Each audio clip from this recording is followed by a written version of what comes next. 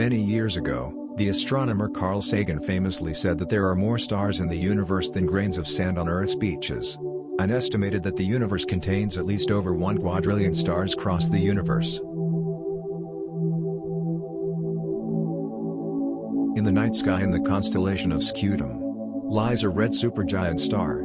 It's 20,000 light-years from Earth. It lies near the open cluster Stephenson 2. The mass of the open cluster is estimated to be around 30 to 50,000 solar masses, which makes it the second most massive open cluster in the galaxy. Stephenson 2 to 18 now consider the largest. Stephenson 2 to 18, the new star king, is a red supergiant star located in the constellation of Scutum. It's considered the largest star ever known to be discovered as of today.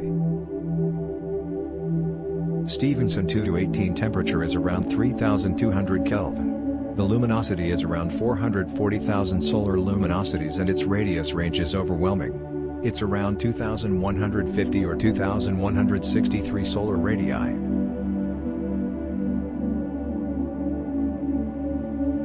The biggest known star usually keeps changing as more and more discoveries are made, not only of large stars, but also of possible errors in calculations of the sizes of existing stars.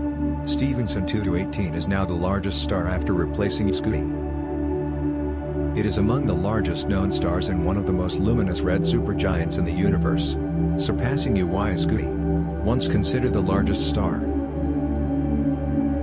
It's so massive. Its size is 10 billion times bigger than our Sun. If placed at the center of our solar system, it would reach and would engulf the entire orbit of Saturn or farther. You can fit 1 million or more Earth-sized planets inside.